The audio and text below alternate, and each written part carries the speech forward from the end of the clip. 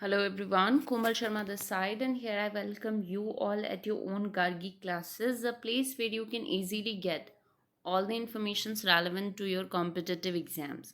So आज हम बात करेंगे all about the literary devices which are used into satire. What does it mean by satire, satire की definition और इसकी कितनी कैटेगरीज होती है वो मैंने प्रीवियस वीडियो में डिस्कस करी थी. So this video is also related to my previous video, तो अभी तक आपने वो नहीं देखा है. So first of all go and watch that. Later on you can move with this video too.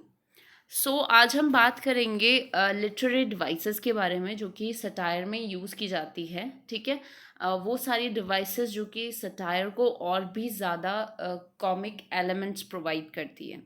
So let's begin with the first and foremost literary device. The first device is verbal irony. ठीक है, verbal irony means this refers to the use of words to express something other than their literal meaning. मतलब कोई कुछ ऐसे words या expressions जो उसके literal meaning से जस्ट ऑपोजिट हों. ठीक है, मतलब सिचुएशन कुछ और है और वर्ड्स कुछ और है, तो वहाँ पे वर्बल आयरनी यूज़ करी जाती है. So this type of irony depends on a disconnect between what is said and what is meant और व्हाट इज ट्रू. ठीक है, तो जब हम कोई भी वर्ड जैसे बोलते हैं या कुछ भी ऐसी चीज़ एक्सप्रेस करते हैं जो उसकी रियलिटी से बिल्कुल अलग है, तो वहाँ पे वर्बल आयरनी यूज़ होती है. सो सैटरिस्ट often use irony to suggest that a speaker is too much of a fool to understand a situation. मतलब कई बार ऐसा होता है कि जो स्पीकर है उसे सिचुएशन के बारे में नहीं पता. ठीक है, फॉर एग्जांपल जैसे सिचुएशन जो है वो बहुत ज़्यादा हम मॉर्निंग है. ठीक है, मतलब जहाँ पे शौक चल रहा और वहाँ पे स्पीकर जो है who is fool to understand the situation, वो वहाँ पे एक जोक डिलीवर कर देता है, तो वहाँ पे हम वर्बल आयरनी यूज़ कर सकते हैं. ठीक है, तो सैटरिस्ट वर्बल आयरनी कब यूज़ करता है? जब उसे स्पीकर को एक फूल रिप्रेजेंट करना हो जहाँ पे he doesn't know all about the situation and circumstances और उसके अकॉर्डिंग उसे बात करनी नहीं आती हो.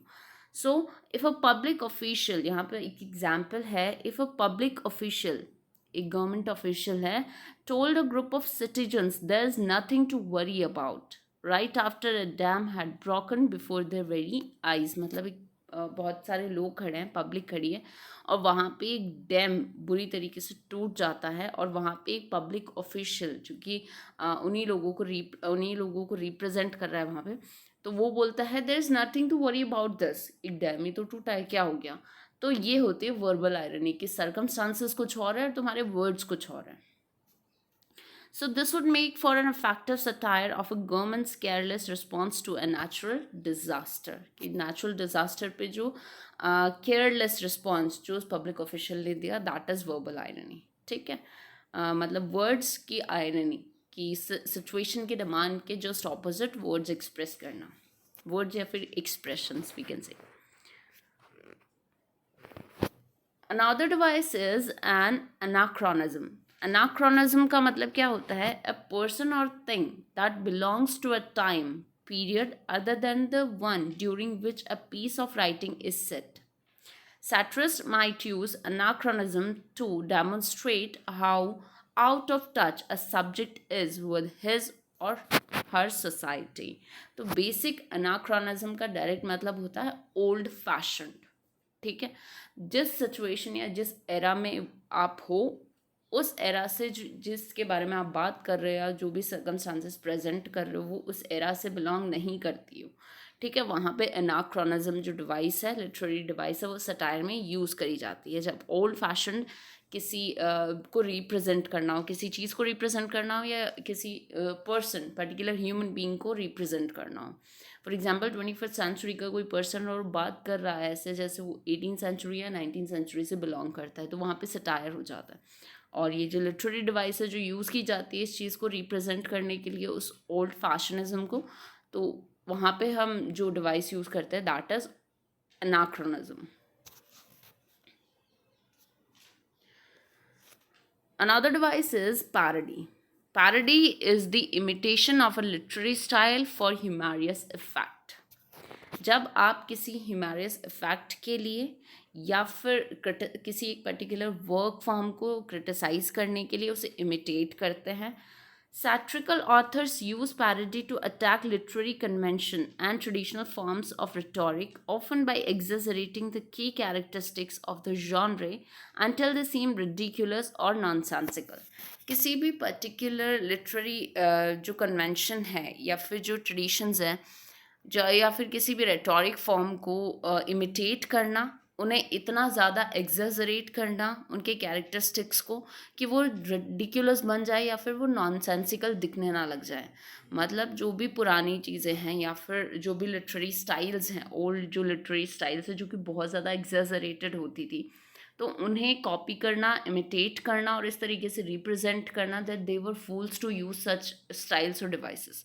ठीक है, तो पैरोडी का मतलब पुरानी कोई भी चीज़ या फिर कोई भी लिटरेरी स्टाइल को इमिटेट करके उसे कॉपी करके प्रेजेंट करना, उसे बहुत ज़्यादा एग्जैजरेट करना, उसके कैरेक्टरिस्टिक्स को इस तरीके से प्रेजेंट करना, इतना ज़्यादा बढ़ा देना कि वो रिडिकुलस या नॉनसेंसिकल लगने लग जाए.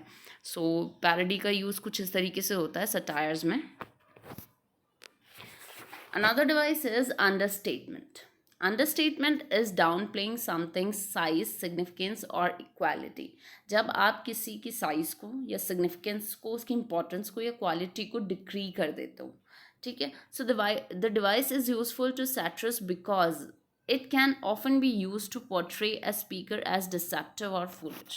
तो यहाँ पे भी स्पीकर को डिसेप्टिव या फुलिश रिप्रेजेंट किया जाता है इस डिवाइस के थ्रू.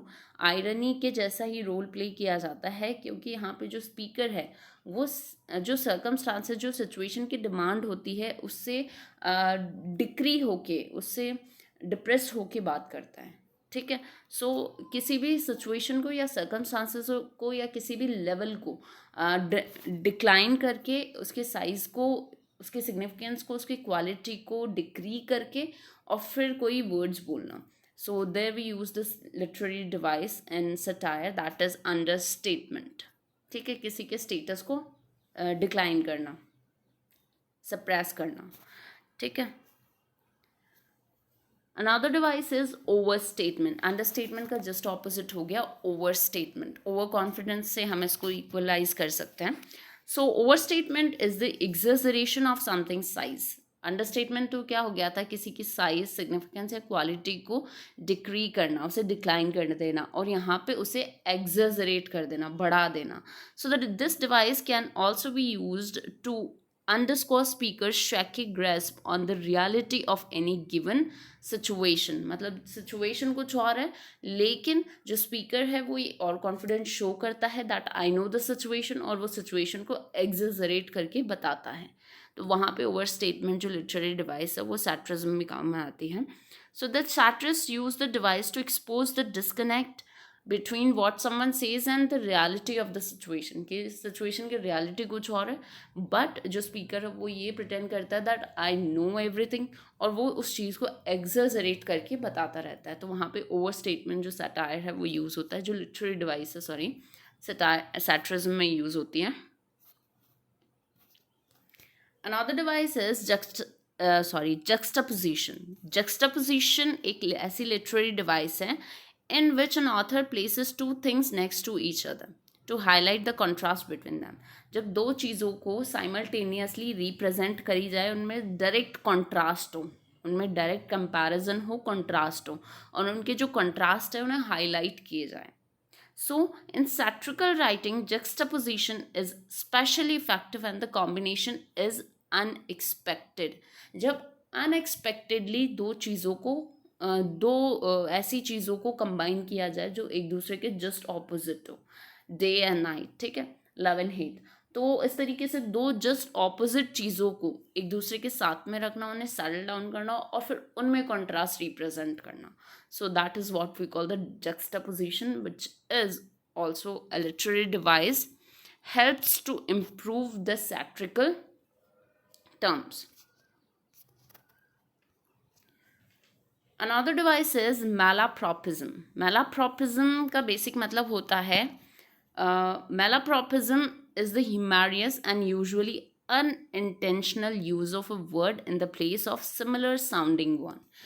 अनइंटेंशनल अनइंटेंशनली जब हमें या फिर अनकॉन्शियसली जब हम वर्ड तो कुछ और यूज़ करने जा रहे हैं पर हो कुछ और जाता है. फॉर एग्जाम्पल, मैं बोलूँ यू आर अ फूल, तो मैं फूल की जगह if I place the word सूल इंस्टेड ऑफ फूल, तो वो होता है मैलाप्रॉपिज्म. ठीक है, जब आप वर्ड बोलना तो कुछ और चाहते हो, लिटरल मीनिंग तो कुछ और निकालना चाहते हो उस वर्ड का, बट टंग स्लिपिंग की वजह से कोई और सिमिलर साउंडेड वर्ड आपके मुंह से निकल जाता है, तो वो होता है malapropism. Because these speech errors have the potential to be embarrassing, satirists may portray people as fools by giving them malapropistic lines. तो यहाँ पे जो satirist है उसका मेन टारगेट होता है कि वो स्पीकर को एज अ फुलिश या फिर as an unconscious being represent करना चाहता है. ठीक है, तो malapropism जहाँ पे वर्ड हम सिमिलर साउंडेड वर्ड यूज़ कर देते हैं instead of the real sounded word, मतलब जो वर्ड रियल इंटेंडेड है उसकी जगह पे सिमिलर साउंडेड वर्ड अगर हम यूज़ कर देते हैं तो वहाँ पे जो एक ह्यूमर क्रिएट होता है उसको मैलाप्रॉपिज्म कहा जाता है. So this is the literary device malapropism. So these were the literary devices which were used or which are used into satires. So thank you so much for attending lecture at Gargi classes.